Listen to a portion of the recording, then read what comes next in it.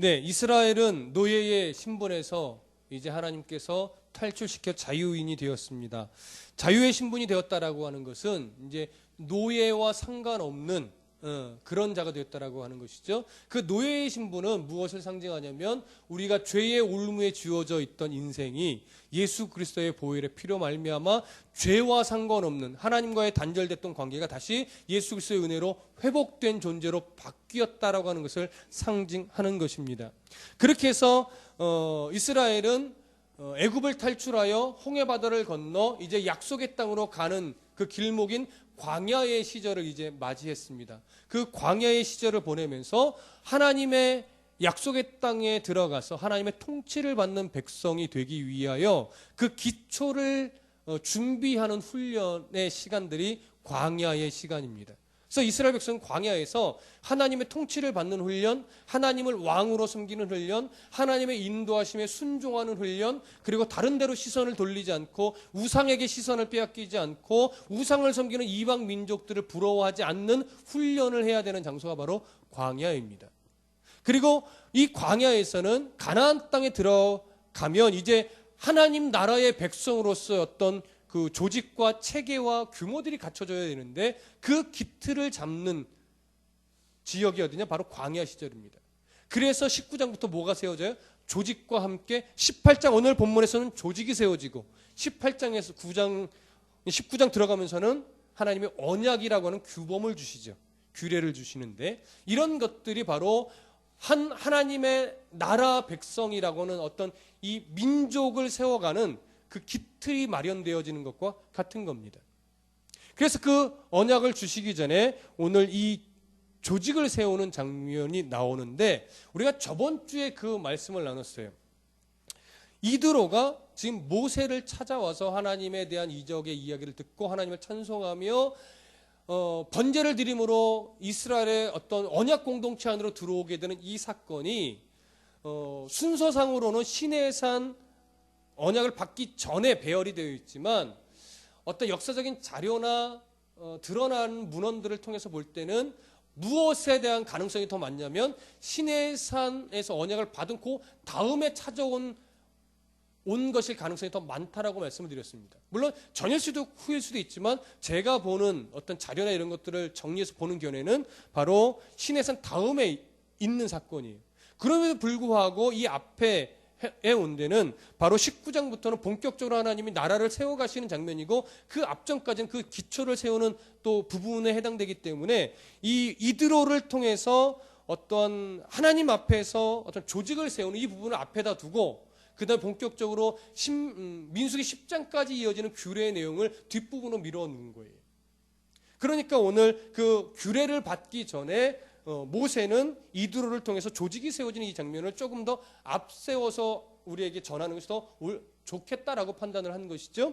그래서 오늘 이제 이 규례를 보게 될 텐데 13절을 함께 봐보겠습니다. 13절 시작. 이튿날 모세가 백성을 재판하느라고 앉아 있고 백성은 아침부터 저녁까지 모세 곁에 서 있는지라. 자,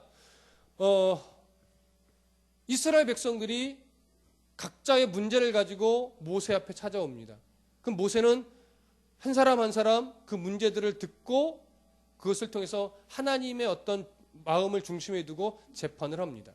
물론 이 재판이 15절에서 이렇게 말해요. 모세가 그 장인에게 대답하되 백성이 하나님께 물으려고 내게 옵니다. 그들이 모세 앞에 나와서 자신들의 문제점을 이야기하고 재판을 받고 판결을 받지만 그것은 단순하게 모세에게 옳고 그름의 문제를 결정짓기 위한 것보다 한 차원도 앞서서 뭐예요? 하나님께 물으려고 오는 거예요. 그러니까 모세의 판결을 결국 뭐로 인정하겠다라고 하는 거예요? 하나님의 판결로 인정하겠다라고 하는 거죠. 그러니까 많이 지금 하나님 중심으로 지금 바뀌어 있는 거예요. 많이 바뀌어진 거예요. 그래서 모세를 정말 지도자로 인정하는지는 잘 모르겠지만 이 시점까지 와서는 이스라엘 백성들은 모세를 하나님 통치의 대리자로는 뭐예요? 인정을 하고 있는 거예요. 그 모습이에요. 그런데 그렇게 재판을 받으러 오는데 그게 오늘 성경의 13절을 보니까 아침부터 저녁까지 모세 곁에 어떻게 있어요? 서 있어요. 그러니까 재판하고 돌려보내고 재판하고 돌려보내는데도 줄이 뭐예요? 끊이지 않는다라고 하는 거죠. 생각해 보십시오. 출애굽한 백성의 인원이 몇 명쯤 된다고 그랬죠? 남자만 60만 명. 숫자에는 남자 성인만 들어가요. 유대인의 계산법에는. 그러니까 아이와 여자들을 헤아리면 대략 200만 명의 수준으로 보는 거예요. 근데 200만 명이라는 게 얼마나 많은 숫자냐? 안산시 상록구 인원이 대략 38만 명입니다. 2008년도 기준으로. 그러니까 2013년도 지금은 더 훨씬 많겠죠? 안산시가 2008년도 기준으로 70만 명입니다. 대략. 오늘 지금 한 5년, 6년 정도가 지난 5년 정도 지난 지금은 훨씬 더 많겠죠. 그러면 안산시 인구의 몇 배예요? 한 3배 정도 되죠. 그러면 그 인원이 광야길을 걸어가는데 얼마나 착한 사람들만 있었겠습니까? 그렇죠? 성질이 고약한 사람도 있고 사기성이 농후한 사람도 있을 것이고 지밖에 모르는 인간도 있을 것이고 그 와중에서 다툼 또 어떤 문제거리 소요 사소한 거 빼고라도 날마다 일어나는 일들이 크고 작은 일들은 넘쳐났을 거란 말이죠. 그들이 어떻게 해요? 재판을 받으러 다 누구에게 와요? 모세에게 오는 거예요. 그게 하루에 다 되겠냐고요. 다 갔다가 오늘은 안 되겠거나 돌아가서 또 내일 오는 사람이 있을 것이고 또 와보니까 오늘도 재판 못 받겠네고 또 돌아갔다가 또 오는 사람이 있을 것이고 그러다 보니까 재판을 받고 나면 또 일이 생기고 받고 나서 돌려보면 또 일이 생기고 그래서 매일마다 누구 앞에 와요? 모세 앞에 오는 거예요. 모세는 맨날 주구장창 앉아서 듣고 기도하고 판결해주고 듣고 기도하고 판결해주고 그러나 그 판결이 단순하게 그 옳고 그름만 하고 끝내는 차원의 문제가 아니라 16절 함께 읽어보겠습니다. 시작. 그들이 일이 있으면 내게로 오나니 내가 그 양쪽을 재판하여 하나님의 율례와 법도를 알게 하나이다. 그러니까 단순하게 옳고 그름을 판별해 주는 것으로 끝나는 것이 아니라 하나님의 뜻, 하나님의 율례와 규례를 가르치면서 이것이 하나님의 보실 때 옳은 거야 라는 거 하는 것을 분명히 가르쳐 주는 것이죠. 그렇기 때문에 여러분 만약에 이드로가 온 것이 모세를 찾아온 것이 시내산의 규례를 주기 전이라면 지금 모세가 하나님의 규례를 알려준다라고 하는 것은 그동안에 선조로부터 들어왔던 하나님과 하나님을 중심으로 어떤 그 상식선에서 판단하여 하나님이라면 이런 게 옳은 것일 겁니다 하고 그런 경험과 상식선에서 가르치신 걸 거예요.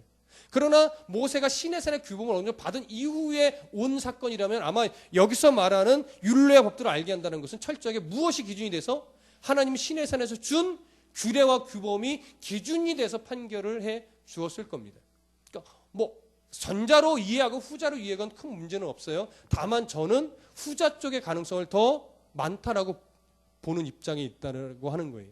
무슨 말씀인지 이해되시죠? 그래서 여기 모세가 재판하여 하나님의 율례와 법도를 알게 한다라고 할 때 그것은 바로 하나님이 주신 규례를 통하여 하나님의 공의가 세워지게 하는 거예요.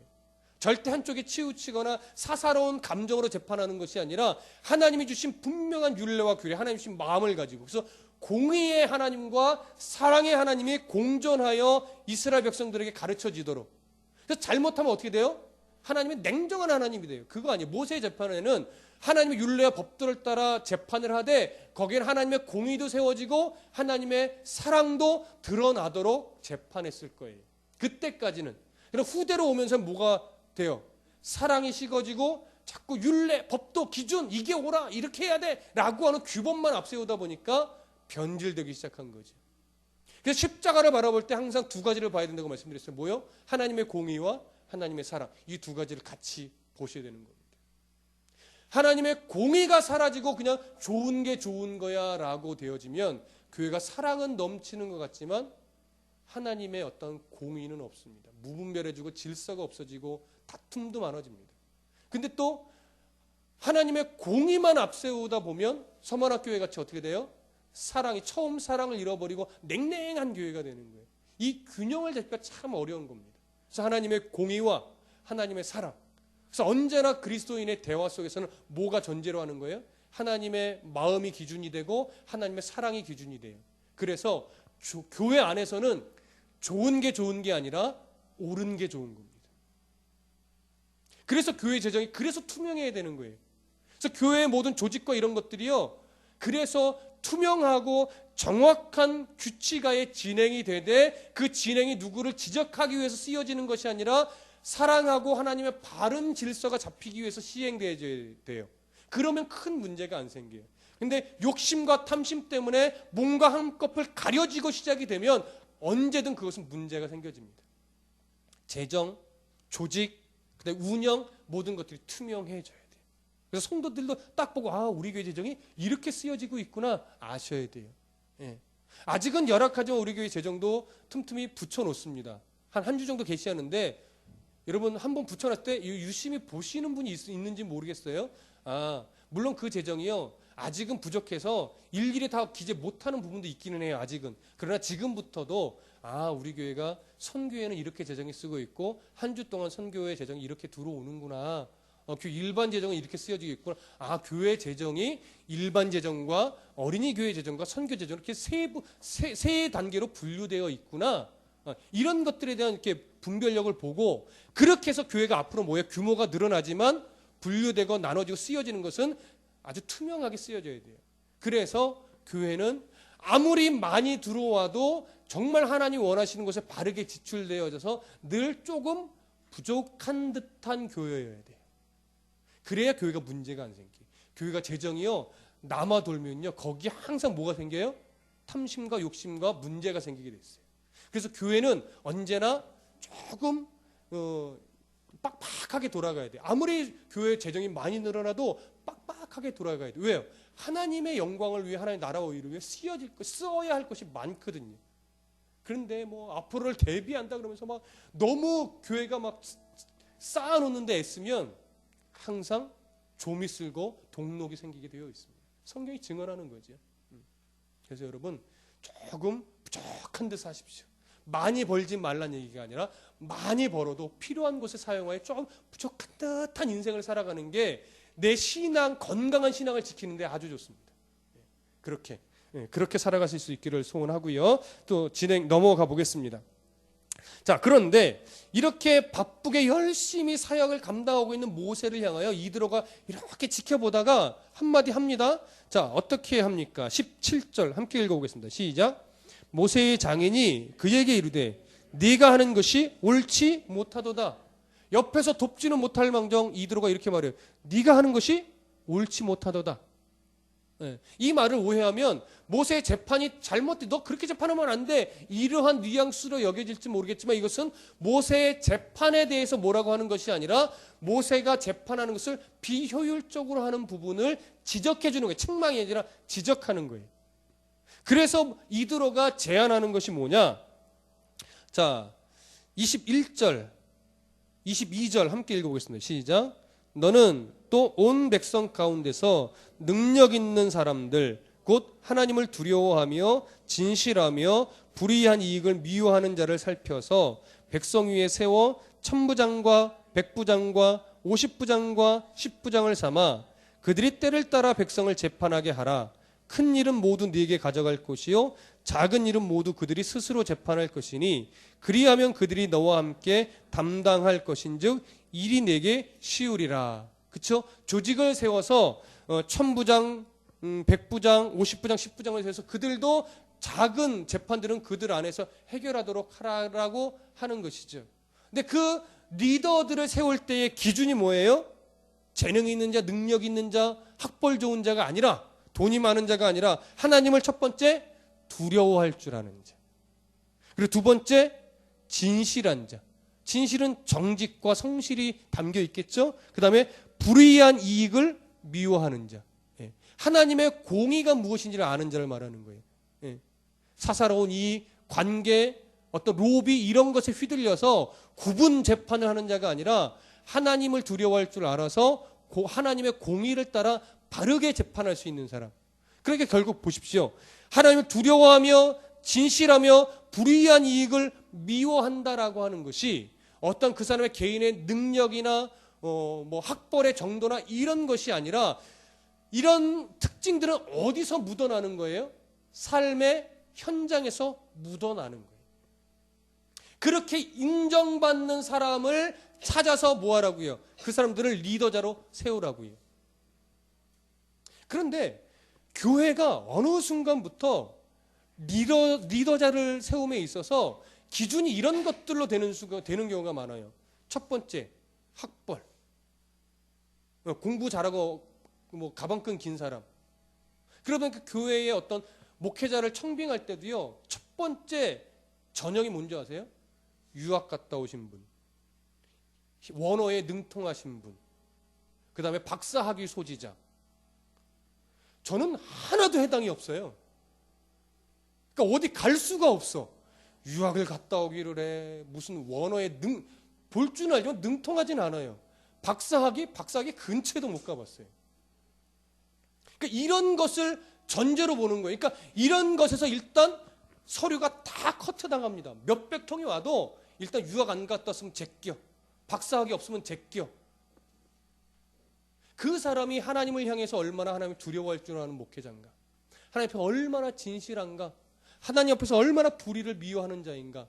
말씀에 대해서 얼마나 열정이 있는가. 성도를 얼마나 사랑하는 사람인가.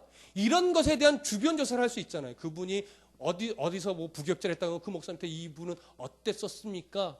그러면 뭐 몇 년을 지켜보니까 이러이러합니다. 이런 그 사람에 대한 어떤 됨됨이라든가 성실한 면이니까 하나님을 향해서 어떤 열정이 이런 것은 먼저 바라보지 않고 그런 것이 기준이 되는 것이 아니라 외적인, 능력적인, 돈이 많으냐 없느냐, 학교를 어디를 나왔느냐, 뭐 성적이 이런 것이 자꾸 기준이 된다라고 하는 것이죠. 근데 교회 안에서 자꾸 그런 것이 돼요. 또 교회 리더를 세운다라고 하면 교회 안에 이제 성도들 간의 리더를 세운다 그러면 항상 뭐가 기준이 되냐면 얼마나 열심히 교회에 나오는가. 11절을 빼먹었나 안 빼먹었나. 새벽 예배를 빠졌나 안 빠졌나. 새벽 예배를 기준으로 리더 세우면 우리 교회에 리더 될 사람이 없어. 여러분, 성경은요 그런 것이 리더의 기준이라고 제시를 한 적이 없어요. 그런 사람을 신앙이 좋은 사람이라고 성경이 제시를 한 적이 없단 말이에요. 오늘 본문에서도 성경이 말하는 것은 뭐예요? 주변 사람들이 그를 향하여 하나님을 두려워할 줄 아는 사람이다라고 인정받는 그 사람. 주변 사람들이 그를 향하여 참 진실한 사람이야라고 인정받는 그 사람. 주변 사람들이 그를 향하여 불의한 이익을 미워할 줄은 아주 하나님 앞에서 정직한 사람이야라고 칭송받는 그 사람을 뭘로 세워라? 리더자로 세워라. 돈 없어도 되고 좀 말주변 모자라도 되고 대학 뭐 좋은 대학 안 나와도 상관없고 좀 몸이 장애인이라도 상관없고. 무슨 말씀인지 아시겠습니까? 성경에서 보는 기준은 그거란 말이에요. 그러면 그 사람들이 리더자로 섰을 때 하나님 앞에서 부끄럽지 않게 맡겨진 이들을 바르게 해 나갈 것이라고 하는 거예요. 목회자들이 성도를 바라보는 것도 그 시각입니다. 그래서 제가 여러분들을 뭐 새벽 예배라든가 뭐 헌금이라든가 봉사로 이런 것에 쪼지 않는 이유가 여기에 있습니다, 여러분. 왜 저들 새벽 예배에 성도 많이 나오고 뭐 행사한다 그러면 뭐가 으쌰 있어서 다 모으고 이러는 걸 왜 싫어하겠습니까? 근데 그런 것에 매이다 보면요 성경에서 말하는 이 기준을 뭐예요? 놓친단 말이에요. 그렇게 성도를 바라보기 시작하면 정말 성경에서 말하는 기준을 놓쳐요. 그러면 교회가 뭘 잃어버려요? 균형을 잃어버려요. 하나님의 마음을 놓친다고요. 근데 여러분들도 마찬가지예요. 여러분들도 같이 함께 신앙생활하는 성도와 성도를 바라볼 때 이런 기준으로 성도를 바라보고 이런 기준에서 조금 부족한 부분이 있는 성도를 위해 기도해 줄 수 있어야 되는 거예요. 좀 돈이 있는 사람들과만 친해지려고 하고 좀 뭔가 재능이 있는 사람들만 친해지려고 이런 식이 되면 교회 안에 하나님의 사랑이 없어지는 거예요. 그래서 교회는 항상 옳은 게 좋은 거예요.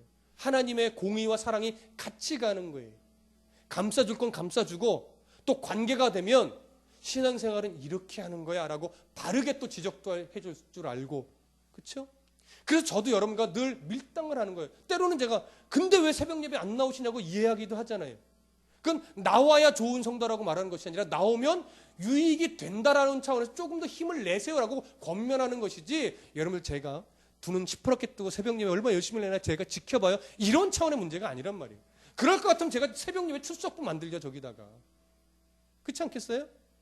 그리고 나중에 이 사람은 만약 뭐 어떤 리더자를 세운다. 이 사람은 새벽 예배 1년 중 몇 번을 빠졌고, 이 사람은 11조를 몇 번 했으며 11조 액수는 얼마입니다. 다 기재하죠 뭐. 그렇게 되면 하나님의 어떠한 성경에서 말하는 기준을 다 놓치는 거예요. 그저 사람의 시선, 세상의 시선이 교회 안으로 들어오는 것과 똑같은 거예요. 그거 아니라고요. 그런 거 보면 이드로는요, 시각이 참 멋진 사람이, 단순히 이방인 아니에요.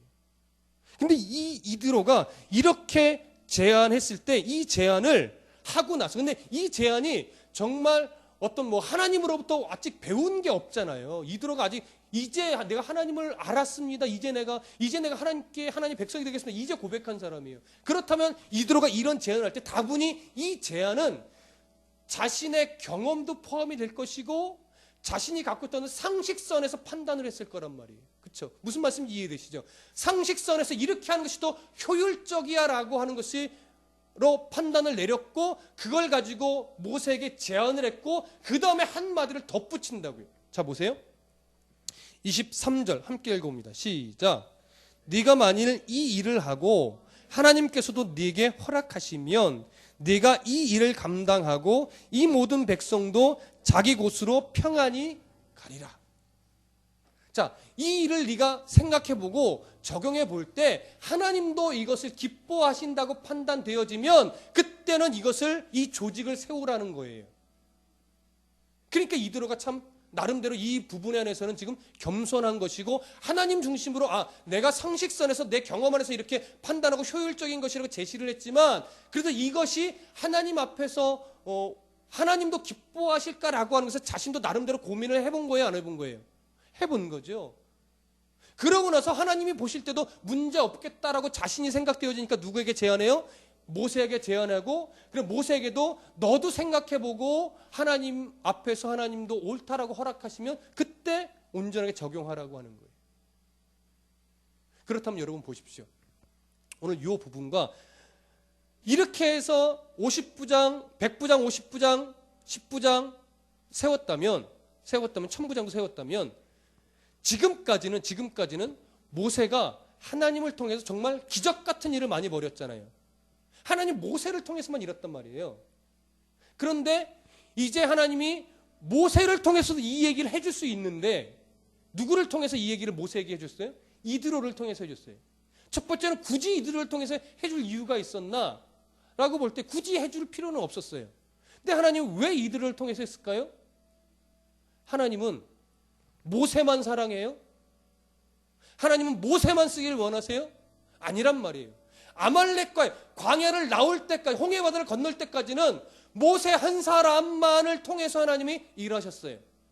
그러나 홍해바다를 건너서 광야에 이제 본격적으로 들어와서 아말렉과의 전쟁에서는 하나님 모세만 쓰셨어요? 아론과 훌도 쓰셨고 여호수아도 쓰셨고, 또 여호수아를 군대 장관으로 해서 백성들도 함께 무기를 들고 싸웠단 말이에요. 이제 모세와 이스라엘 백성들도 쓰셨어요. 그러면 하나님이 모세만 사랑하는 것도 아니고, 모세만 쓰시는 것도 아니고, 이스라엘 백성만 사랑하는 것도 아니고, 이스라엘 백성만 쓰시는 것도 아니에요. 여기서는 이제 누구도 쓰시는 거예요? 이방인도 쓰시는 거예요. 그렇다면 이방인도 뭐예요? 사랑하시는 거죠. 그 하나님이 오늘날 우리도 사랑하시고 우리도 쓰시는 거예요. 광야는요, 한 사람의 영웅을 만드는 자리가 아니라 한 사람 한 사람을 하나님의 백성으로 훈련시키는 자리란 말이에요. 그래서 모세의 이 이야기들을 모세를 영웅화하는 쪽으로 초점을 맞춰가면 그것은 성경을 잘못 보는 거예요. 그래서 모든 사람을 하나님이 사용하시길 원하신단 말이에요. 그럼 왜 이 얘기를 했느냐? 이제 보세요. 모세를 통하여, 이제 이드로를 통해서 모세에게 제안을 듣고, 모세는 그 제안을 하나님께 기도하며 수용을 했고, 그래서 1000부장, 100부장, 50부장, 10부장이 세워졌어요. 그럼 이 사람들이 각자 재판을 할 때 모두가 다 막 하나님께 음성을 듣고 재판을 했을까요? 모세는 그래도 하나님과 어떤 대화가 되잖아요. 하나님이 모세에게는 음성을 들려주시고 계속 이야기해 주시잖아요. 이때 재판도 그렇게 했을 가능성은 있어요. 모든 재판을 다 하나님의 음성을 들었는지는 모르겠지만, 그러나 지금 세워지는 리더들은요, 하나님의 음성을 듣고 내가 기도해 보니까 하나님이 이렇게 하래, 이렇게 재판하지 않으신다고요. 주신 규례를 기준으로 또 자기가 갖고 있던 하나님 중심의 상식과 기준에 맞춰서 하나님의 공의라는 차원에서 생각하고 판단하여 재판하는 거예요. 여기서는 이제 기적이 점차 뭐예요? 사라지는 거예요. 기적이 사라지는 거예요. 그럼 여러분, 왜 이제부터 점차 방향이 모세에게 맞춰졌던 초점이 이스라엘 백성과 또 하나님 앞에 나온 이방인들로 맞춰져서 그 능력을 자꾸 배분시킬까요? 신앙이라고 하는 것은 이적과 기적으로 살아가는 것이 아니기 때문에 그렇습니다. 신앙은 다분히 초월적인 게 있어요. 신비가 있다고요. 그러나 이 초월, 신비는 항상 무엇과 같이 간다고 말씀드렸죠? 상식과 같이 가는 거예요. 상식과. 그래서 여러분, 상식이라는 것은 오전에도 말씀드렸지만 상식은 세상의 원리가 아니라요, 하나님이 이 세상을 운영해 나가는 기본 원리예요. 기본 원리. 그러니까 보세요. 몸이 아파요. 몸이 아프면 신앙인은 기도해서 병이 나아야 되나요? 아니에요. 병원에 가서 진찰 받고 처방해 준 대로 약을 먹는 게 그게 신앙이에요. 왠지 아세요? 하나님이 의사를 세웠고 하나님이 약사를 세웠어요. 근데 그거 안 돼. 신앙인은 기도해서 나야지. 뭘 병원 가? 무릎 꿇고 지금부터 금식 기도해. 그러면 하나님이 그러나 가슴에 뜨거움을 주시면서 병 날 거야. 이건요 자칫 광신자로 가는 거예요. 신앙의 영웅을 만드는 거라고요.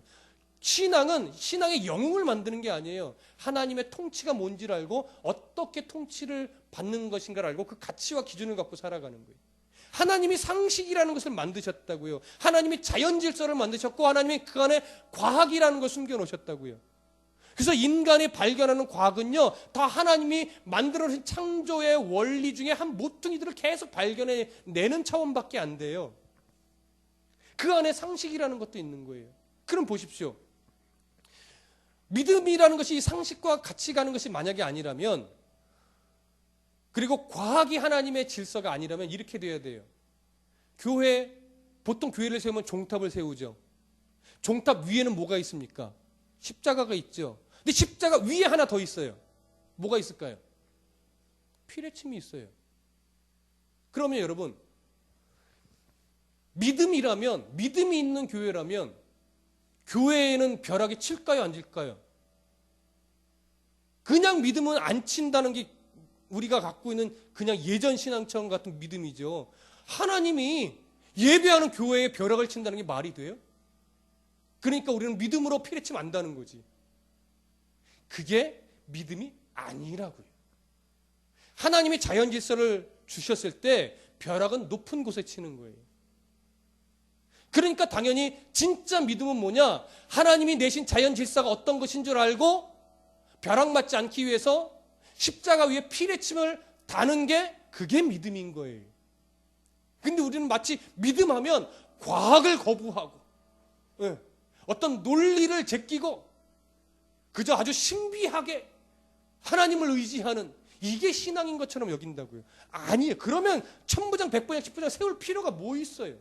하나님 딱 모여, 문제 있는 사람 다 모여, 주여 한 번 하면 하나님이 그 생각들을 확 바꾸셔가지고 그냥 한 번에 문제들을 마음속에서 해결해 주죠. 사랑이 없는 인간은 마음속에 사랑이 일어나게 하고, 욕심 있는 사람은 마음속에 욕심을 제거시켜버리고, 하나님이 손만 피니까 막 모든 문제가 막 수천 명이 모여도 한 번에 막 다 해결돼.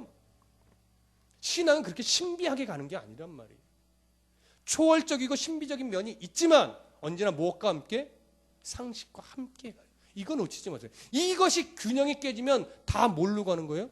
광신도로 가는 거예요. 광신도 되지 마십시오. 건강한 신앙을 가지십시오. 여러분, 상식적으로, 상식선으로 신앙을 바라보셔야 돼요. 그러나 상식에 또 갇혀서는 안 돼요. 왜요? 하나님의 역사는 상식 안에 갇혀 있는 것이 아니라 상식 너머에 상식을 주관하고 계시는 하나님이시기 때문에 그래요. 예수 그리스도의 십자가의 죽음은 상식으로 이해할 수 없는 겁니다. 성경은 상식으로 이해되는 건 아니에요. 그래서 상식 너머의 상식을 주관하고 자연 질서와 과학을 주관하시는 하나님도 바라봐야 되고 그 하나님 우리에게 허락하신 상식 안에서 그리스도인다운 삶을 살아내는 거예요. 그래서 신비와 상식과 어우러지고 균형을 잡은 게 바로 바른 신앙이에요. 어느 하나만 편협되게 바라보면 굉장히 건강하지 못한 신앙이 됩니다. 오늘 이드로를 통해서 모세가 그의 제안을 수용하고 그래서 천부장부터 십부장까지 세워놓은 이 조직체계는요, 바로 세상의 자연의 원리 또 상식의 원리가 다 하나님이 내신 거구나라고 하는 것을 드러내고 있는 거예요. 여러분, 이렇게 우리들의 신앙을 건강하게 만들어 가시고, 이제 그러면서 19장에서부터 시내산에 올라가는 모세 10계명을 받고 여러 가지 규례를 받으며 그 규례를 가르치는 모세에 대해서 이제 앞으로 참 어렵지만 일단 압축해서 볼 겁니다. 그런 것을 통해서 우리의 상식과 함께 하나님의 규례는 어떻게 우리에게 제시되고 있나, 이것이 이렇게 이제 균형을 맞춰져 가면 아, 하나님의 가치관이 이거구나. 그래서 그 가치관으로 상식적으로 바라보고 그 상식과 하나님의 가치관이 조화를 이루어서 우리가 살아가는 삶을 바라보면 아, 그리스도인은 이제 이렇게 살아가는 것이 옳구나라고 하는 것에 대한 개인적인 분별력이 생기는 겁니다. 그러면 아주 건강해지고 이 건강한 신앙의 가치관 중심만 딱 잡히면요, 어느 이단이 와서 귀에 속삭여도 그것에 뭐가 문제점인지 탁 드러나는 거예요. 이단을 알 필요 없어요, 여러분. 하나님을 바르게 아세요. 그럼 이단이 뭐가 문제인지 딱 드러나요. 그래서 하나님을 알되 바르게 알고 하나님을 알되 건강하게 알므로 말미암아 정말 하나님이 나를 사랑하셔서 나를 세워놓으셔서 이 세상을 살아가는 성도로 만들어 놓으신 것이 얼마나 값진 일인가, 이것을 아시게 될 겁니다. 그런 건강한 신앙의 소유자가 되시기를 소원합니다. 기도하겠습니다.